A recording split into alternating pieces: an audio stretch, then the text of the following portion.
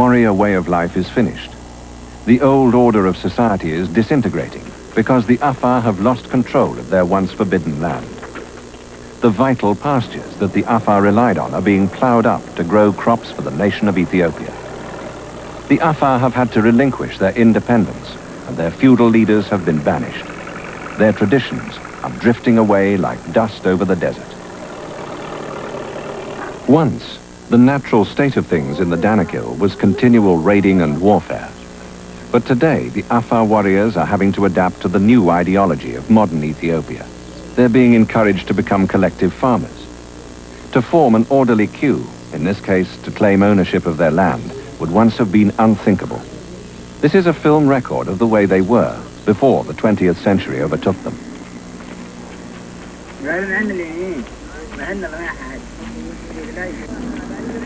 Until 50 years ago, the Danakil Desert and the Afar people remained largely unexplored. It was only in 1934 that their way of life was fully revealed, when the English explorer Wilfred Thesiger risked his life among the Afar warriors. To see the way the Afar once were, we're going to follow in the footsteps of his journey.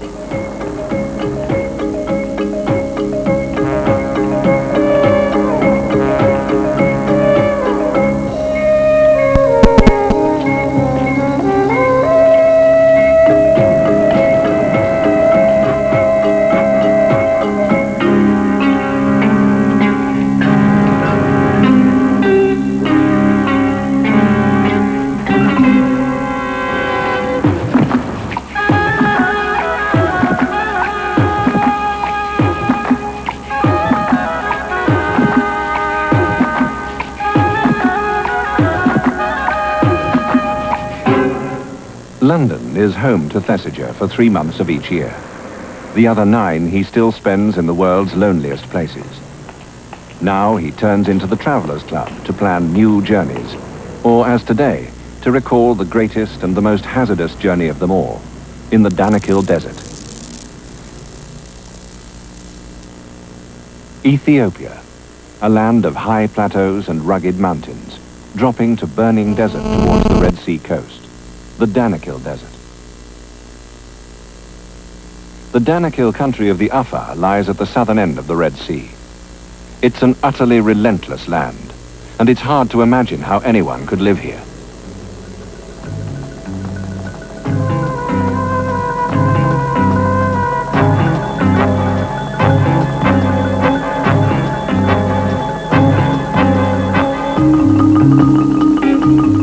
Much of the Danakil looks like the end of the earth, or maybe its beginning.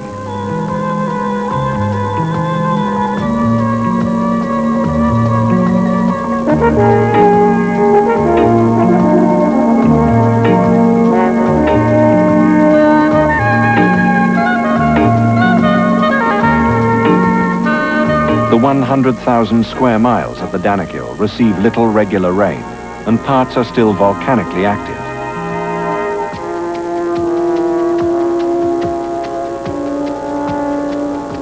3 rift valleys meet in the Danakil region, giving vent to huge volcanoes.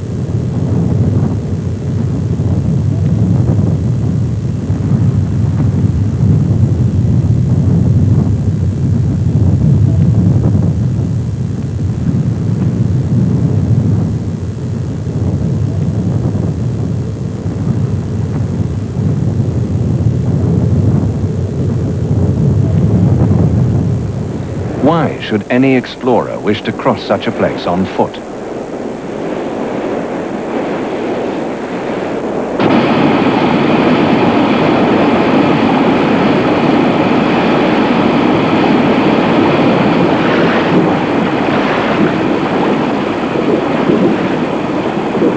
But it wasn't the terrible Danakil country that was the major hazard as far as Thesiger was concerned.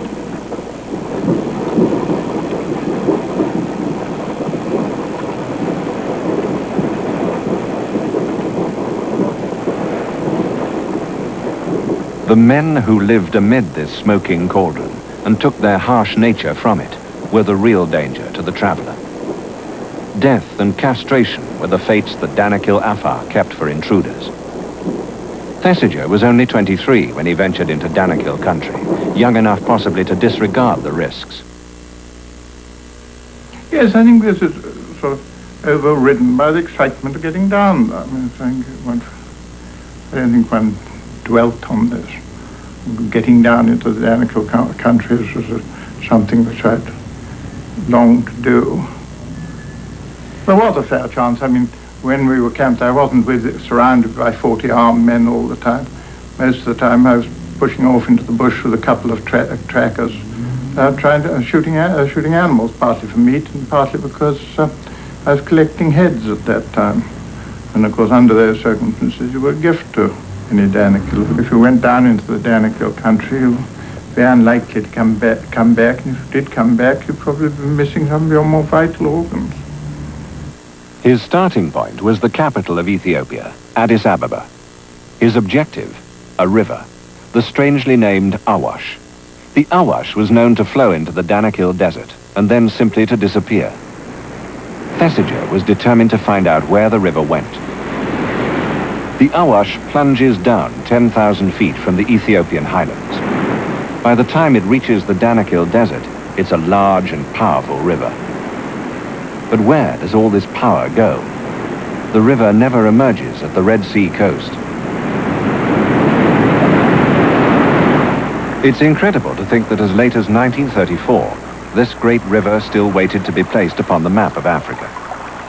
To put it there was a tempting, if daunting, task, even for a young man of Thesiger's adventurous spirit. He wasn't the first European to try it. During the past 100 years, 3 large expeditions, one armed with cannon, had tried to force their way into the area with a view to conquering it, and also to follow the Awash to its unknown end, only to meet their own.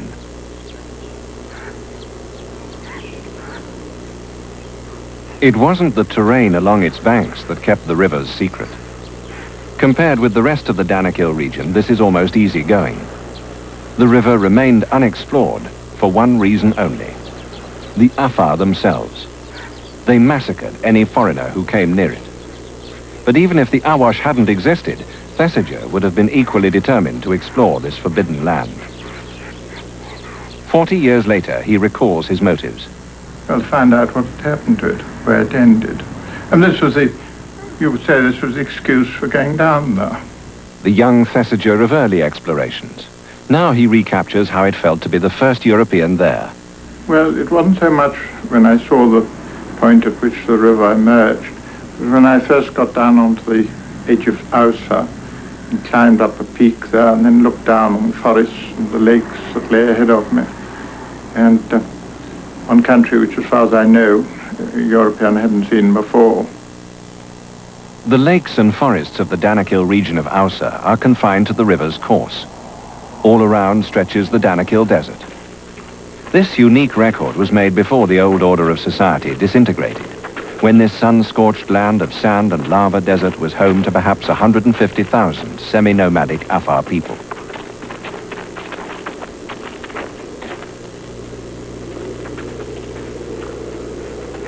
These 3 warriors have walked many miles for one reason only, the best reason for doing anything in the DANAKIL: to find water. It's by no means pure. The minute waterhole lies in the bottom of an extinct crater. It's of no importance to this man that it tastes and stinks of sulfur. He pours it over his body so that it runs back into the hole again for others to use.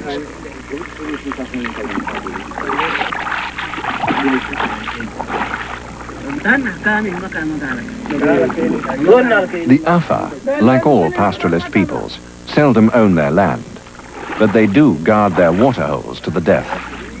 The clan who dug this waterhole have absolute ownership of it, and other clans use it at their peril. This absolute ownership of water is a fundamental of life. The Afar pastoralist's livelihood is their livestock, and it is in numbers of livestock that an Afar measures his wealth. By and large, they choose animals which need least water. Camels need water just twice a week.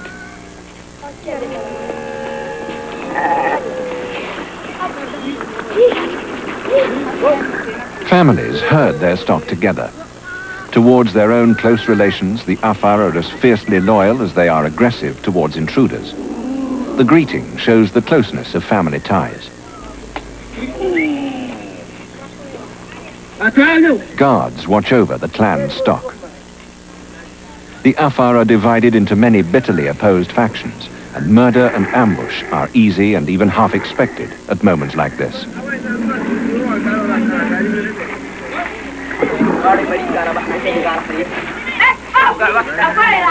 When it comes to drinking, camels usually get priority over humans.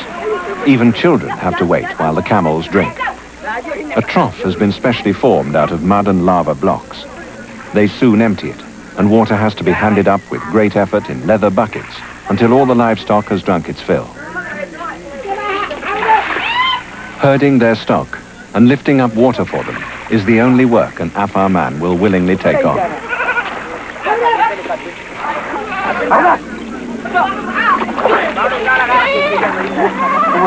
If the Afar will murder to protect one muddy water supply, it's easy to imagine how they regard the Awash River and the narrow but rich band of fertility along its banks. For the Afar who are lucky enough to live there, it's a paradise which any outsider must be prevented from seeing, let alone sharing. The Awash is the absolute and central lifeline of the Afar people, and their only oasis in times of drought. Down the ages, their answer has been to kill all intruders.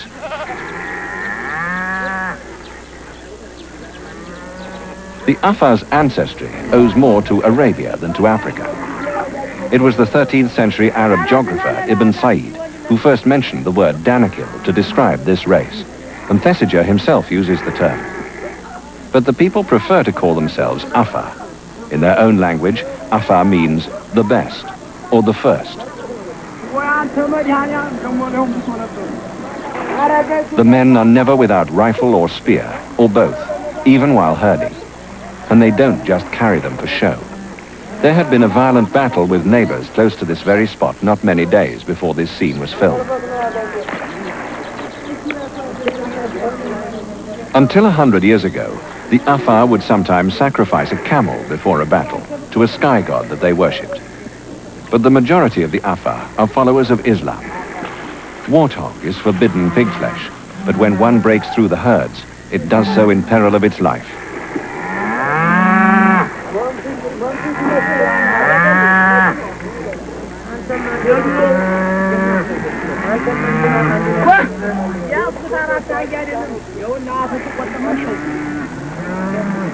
The Afar rifles, often out of date and possibly even more deadly to owner than victim, are the universal weapons.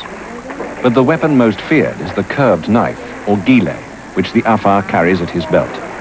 Thesiger knew its sinister purpose before he set out on his journey of discovery. Yes, well, this is the knife which all the DANAKIL warriors, however young they may be counted as warriors, have. And you can see that it's a fairly formidable weapon. Now, you don't cut with it like that, you cut with it like this. The smiths who make the traditional DANAKIL knives are craftsmen, even though their methods appear very basic.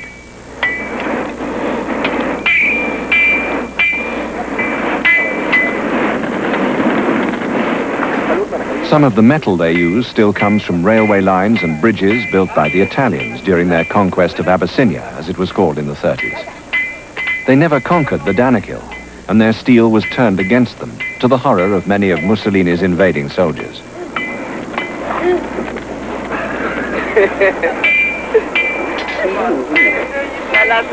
The shape and pattern of the gile probably hasn't changed in 500 years. Every boy who has been initiated, normally at the age of 14, will be given one of these weapons by his father. The one section of society that does not follow these Afar traditions are the smiths themselves. As with many pastoralists, smiths are often outcasts from society, and they don't intermarry with the Afar.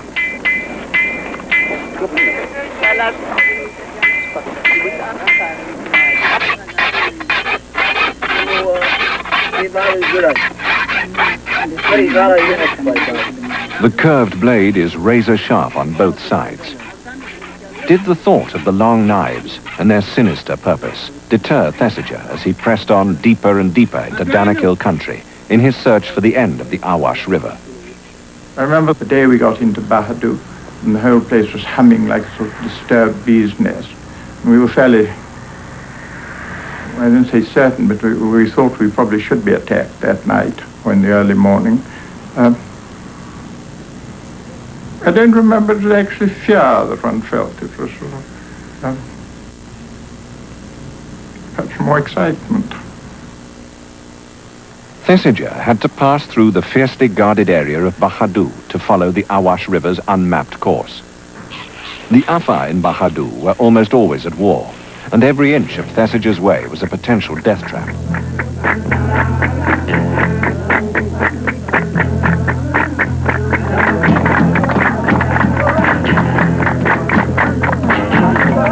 Being Muslims, the Afar never touch alcohol. Their warlike nature needs no artificial stimulus beyond the wild chanting called kasam, in which they insult their enemies and which often precedes a raid.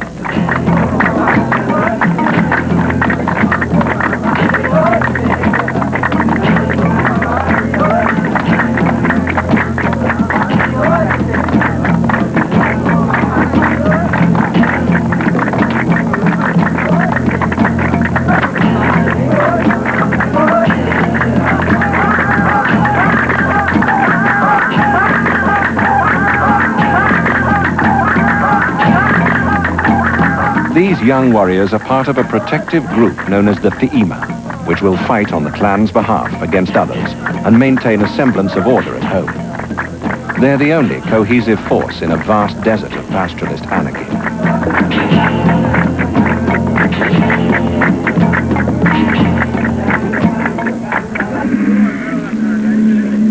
When not actively fighting or watering their stock, the young warriors pass their time lazily. They consider themselves an elite for whom any sort of physically demanding work is unthinkable. Hair and war are their preoccupations.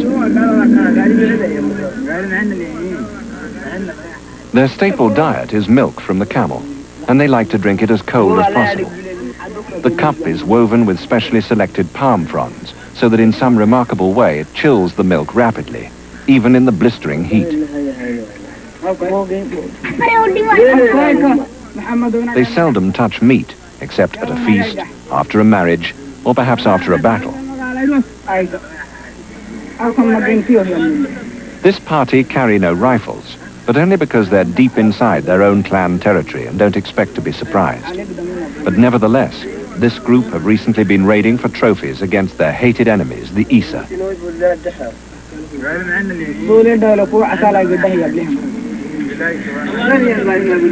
The man now drinking wears a black ostrich feather in his hair, a sign that he has recently killed his first victim in the raid and is making no secret of it.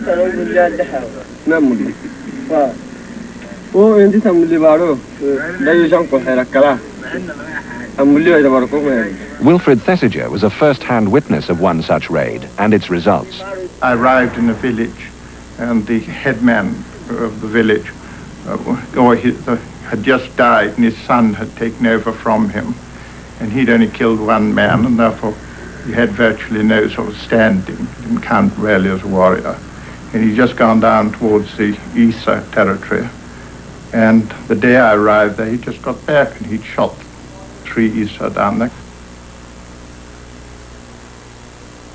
And it was a tremendous feast and celebrations, and I got a rather nice photograph of him. He's a nice lad. And then I stayed there, and I left there about after about 4 or 5 days. And the night after I think it was the day after we left, they came across from the other side of the river, wiped his village out, killed him and every single person in it. Another section of another Danakil tribe from the other side of the river. I mean, one was surrounded by this sort of thing. You had no status in the Danakil country unless you had killed. Couldn't marry. Well, no girl would have accepted you. All the decorations which you wore on your knives and the bracelets and the feathers and the things you scratched your head with, each had a significance.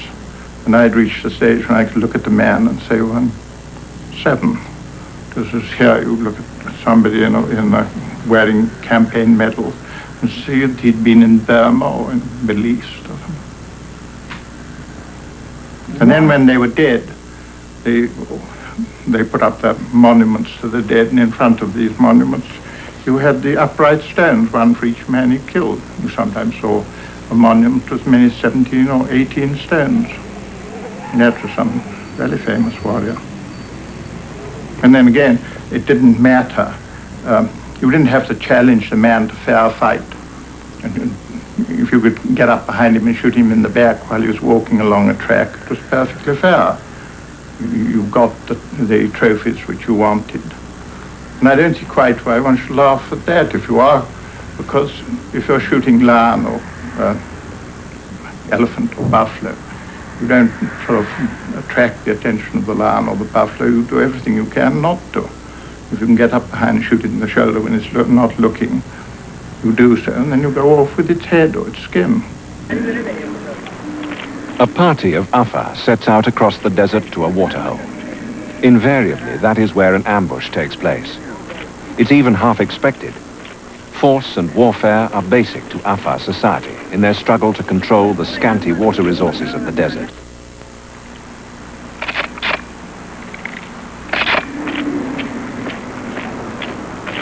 In DANAKIL country, revenge's memory is longer than the individual's. Several generations may elapse before a family avenges an ancestor's death if the blood price, or goma, has not been paid. On the lava ridges above the distant waterhole, men armed with rifles that once served in a dozen armies sit and wait. Today, it's only in one or two very remote areas that these bloody vendettas continue. Due to the intervention of successive governments over the last 20 years, the Afar have gradually lost the elements of their culture, centering around the killing of enemies and strangers. But in Thesiger's time, the warriors' hours were spent planning or dreaming of the acts of violence that would bring them their own strange kind of honor.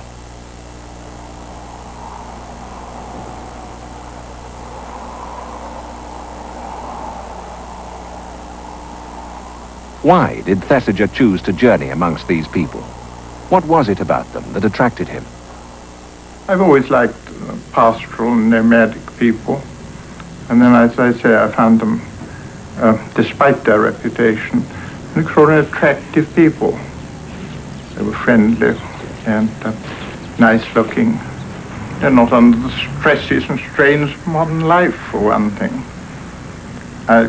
My recollection of them, though they were under the sort of strain of being jumped at any time if they were walking about in the bush, or being attacked while they were in their encampments at night or in the early morning, was one of the laughing, happy people who were cheerful.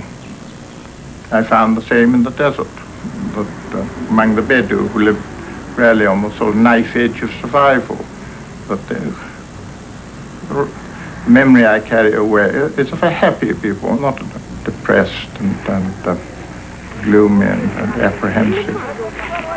But the people that Thesiger traveled amongst were increasingly to come up against the pressures of the 20th century.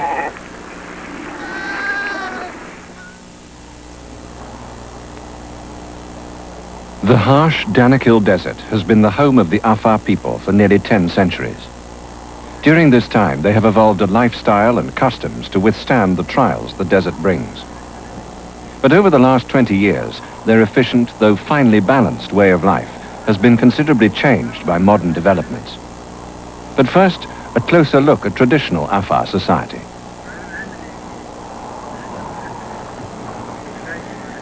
Like all desert pastoralists, the Afar lead a locust life. They move their stock with the seasons in a fairly well-established pattern. When and where to move is one of the very few communal decisions the Afar make. Everyone must agree with this communal decision, because the whole extended family must stick together in the desert. They make their camps seemingly in the middle of nowhere. Building a home for a night or a month is almost as easy as pitching a tent. The mats, which incidentally are one of the very few things the Afar make themselves, are quickly unrolled over a framework of bent sticks. It all takes about 5 minutes to put up. A nursery to protect the children from the burning sun is the same thing on a smaller scale.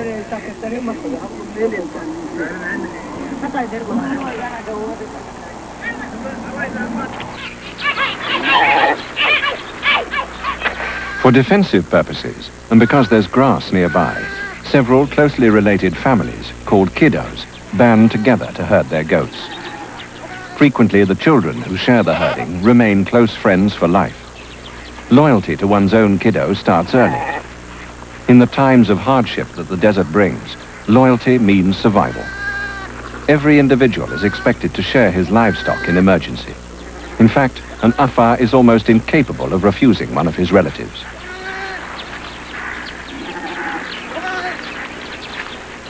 In the growing towns of Africa, one seldom sees children apparently carefree and playing together. It's very noticeable that the children among the pastoralist peoples, like the Afar, no matter how hard their life, seem to get fun out of childhood, even when they're herding stock or making goat's milk butter.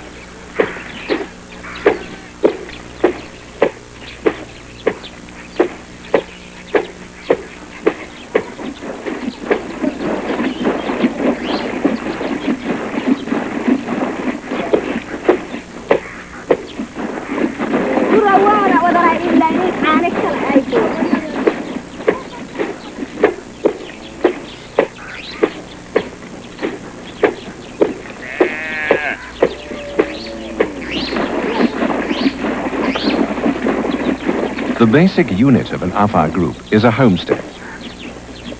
The wife and mother is in complete charge of the homestead, although the senior male heads the hamlet or group of homes. A wife does all the domestic work, while the men contribute virtually nothing to the effort. She makes the ghee, the goat's milk butter, which serves as nutriment as well as a dressing for the hair.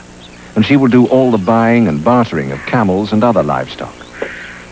The young unmarried girls do most of the everyday chores. As a rule, they're betrothed to a close cousin, preferably their uncle's son. This arrangement would seem to encourage inbreeding, but it helps to ensure family unity in an otherwise highly fragile society, and is a common practice, apparently without ill effect, among desert people. When this young girl marries in a year or so's time, her cousin will not be required to pay any significant bride wealth of livestock, as happens in so many other tribes in Africa. In the harsh DANAKIL desert, it's not really possible to accumulate livestock or any wealth. When an Afar girl gets married, there's quite a celebration.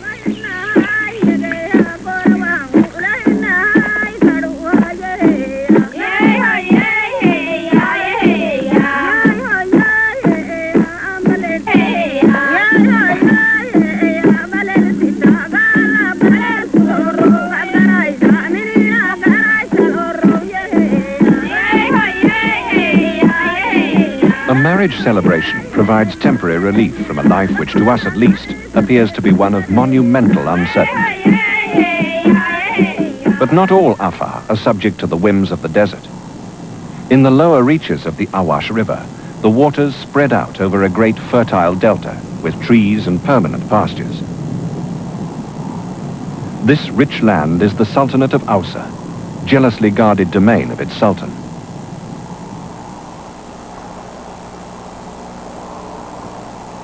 The Sultan of Ausa's capital is situated on top of a lava cliff above the Awash River.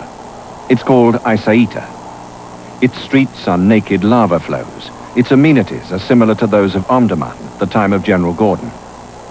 A stranger here must seek the Sultan's safe conduct.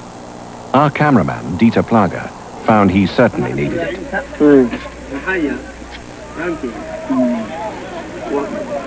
The Sultan's household troops, his picked bodyguards. The Sultan himself, absolute ruler of almost 2/3 of the Afar. The Sultan's word is law throughout the length and breadth of Ausa. A feudal system, but a stable one. The bodyguard is composed of his relatives, men therefore who can be trusted with his life. Apart from the Sultan's modest palace, Isaita possesses only one public building of consequence, the mosque. إله إلا الله أشهد أن محمدا رسول الله. On the balcony of the minaret, the muezzin calls the faithful to prayer. But first, a respectful washing of feet. رسول الله حي على الصلاة حي على الصلاة. Fighting and herding sticks are usually left outside, along with the tribesmen's sandals.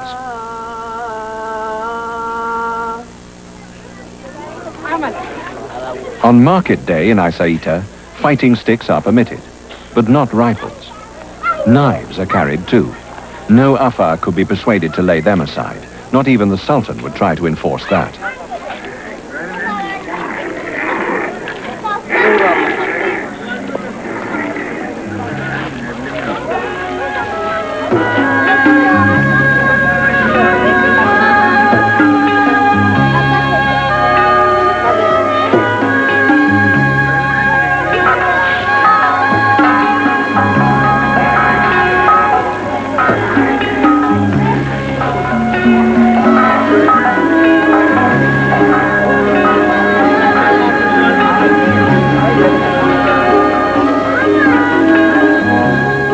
The capital does have one feature of which any modern city planner might approve. A marketplace of truly noble proportions.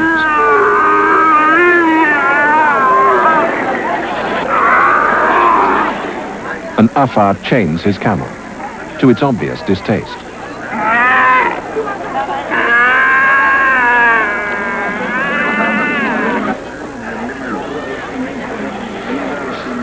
Knowing the explosive nature of the Afar, this is a remarkably peaceful scene.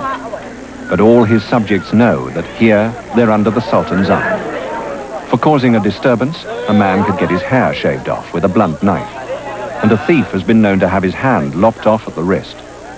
Tough justice, but for a tough people.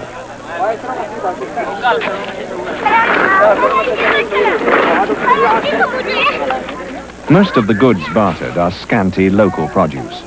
Being mainly warriors and pastoralists at this time, the Afar didn't really believe in farming.